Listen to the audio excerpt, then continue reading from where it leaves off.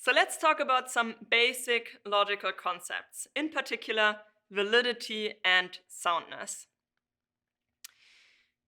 We said that logicians study arguments and they try to distinguish good arguments from bad arguments. Now, what is it that makes an argument a good argument? One of the core virtues that logicians focus on is validity. An argument is valid when the conclusion follows from the premises. Or in other words, a valid argument is such that it is impossible for the conclusion to be false when all premises are true. Or expressed in yet other words, in the case of a valid argument, the truth of the premises guarantees the truth of the conclusion. So here's an example of an invalid argument. Co is a cute kitten, so spiders are cute. Here in this picture you can see my cat Co when she was a baby. Now this argument is invalid because it is clearly possible for the premise to be true and the conclusion to be false. It's clearly possible for Co to be a cute kitten, she in fact is a cute kitten, and for the conclusion to be false. Spiders are not cute. So here we have an invalid argument where it is possible for the premise to be true and the conclusion to be false.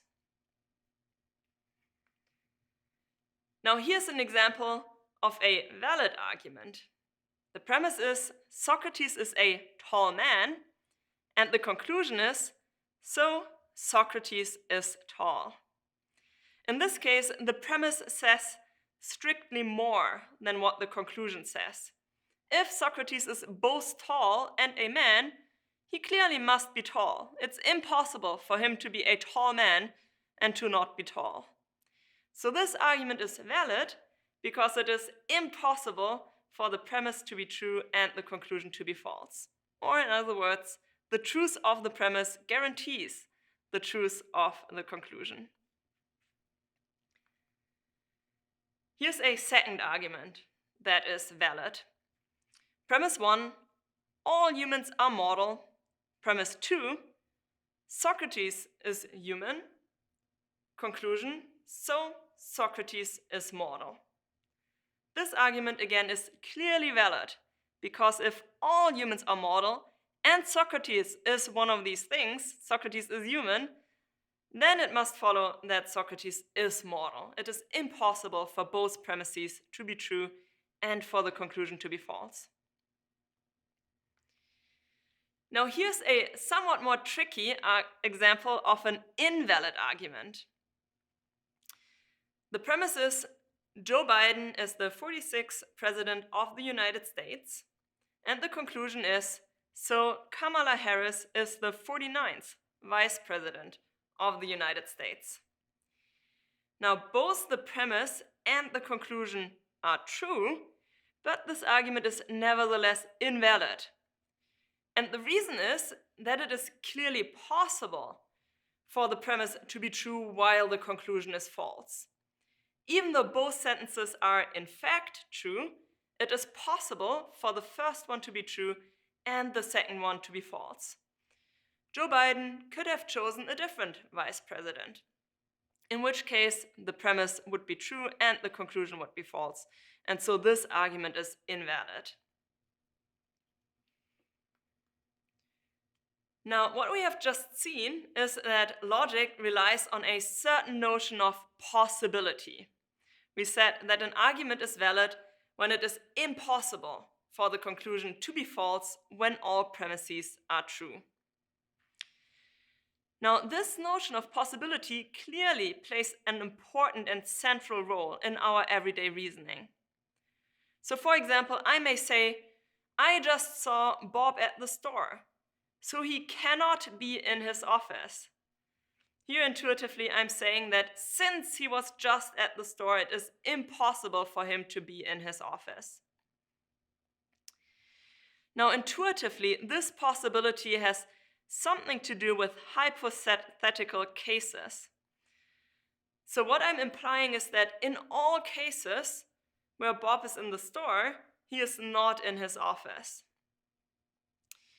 Now, this notion of possibility clearly plays an important and central role in everyday reasoning, and at the same time, it can be somewhat hard to get a precise grip on it. So you may not always be able to tell whether it is possible for the for the premises of an argument to be true and the conclusion to be false. And part of our goals as formal logicians will be to make this informal and somewhat squishy notion of possibility formally precise. So we said that one important virtue of good arguments is that they are valid, but that is not the only important virtue. A second important virtue of good arguments is soundness. An argument is sound when it is valid, and furthermore, all premises are true. Now, in everyday life, we generally want good arguments to be valid and sound. When somebody offers you evidence for a claim and the evidence turns out to be false, you will think that they gave you a bad argument. Now, however, even though in everyday life soundness is an important virtue of good arguments, as logicians, we do not study soundness. Logicians typically focus on only validity at the expense of soundness. So here's an example of a sound argument. All humans are mortal. Socrates was human, so Socrates was mortal. This argument is valid. It is impossible for both premises to be true and for the conclusion to be false. And it is also sound, because it is valid, and furthermore, both premises are true. Here's a first example of an unsound argument. The premise is, Co is a cute kitten, and the conclusion is, so spiders are cute. Now this argument is unsound because it is invalid. It is possible for the conclusion to be false even when the premise is true. And since all sound arguments are valid and this argument is invalid, it follows that this argument is unsound. Here's a second example of an unsound argument. All spiders are cute. Co is a spider, so Co is cute. Now this argument is valid because if both premises are true, the conclusion must be true.